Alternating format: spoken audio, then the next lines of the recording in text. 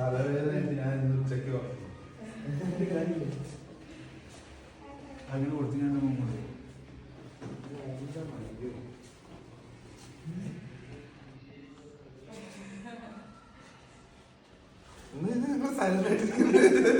Happy birthday ഞാൻ കുടിച്ചിട്ട് വെക്കാം.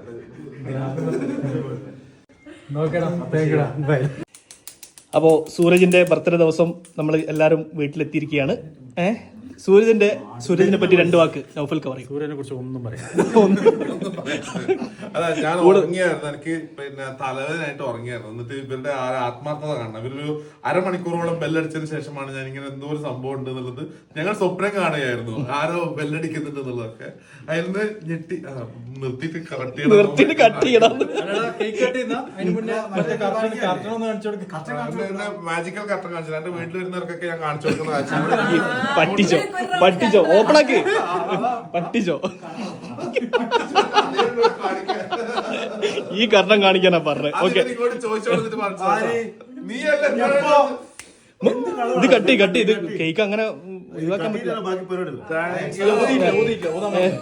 Happy birthday to you, happy birthday.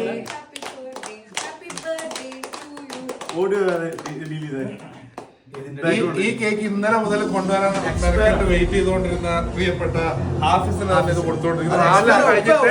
Hafiz കഴിഞ്ഞിട്ടേ കത്തല് വേറെ ഇത് ഷോപ്പിംഗാ അവ കഴിഞ്ഞിട്ടേ വേറെ ഇത്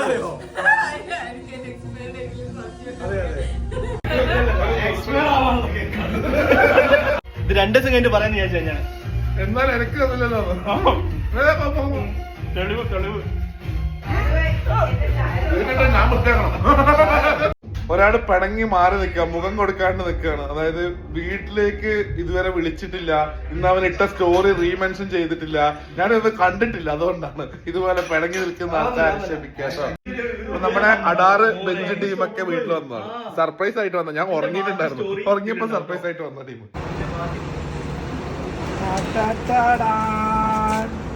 Thank you so much. Thank you. സർഫുവിന്റെ വകയാ. താങ്ക് യു കേട്ടോ. അത് ഞാൻ നേരത്തെ ഉറങ്ങിപ്പോയ സമയത്ത് കുറേ നേരം തന്നെ ഒരാള് ഫോൺ ചെയ്തിട്ടുണ്ടായിരുന്നു. അതായത് എവിടെ ഈ ചെങ്ങായി എവിടെയെന്ന് വെച്ചിട്ട് കാണാനായിട്ട് ലാസ്റ്റ് അടാറിനൊരു ഗിഫ്റ്റ് വെച്ചിട്ട് പോയതാണ്. ലബാമി, താങ്ക് യു. അടിപൊളി. മൻസൂർക്ക, താങ്ക് യു സോ മച്ച്. ഞാൻ ഉറങ്ങിപ്പോയി.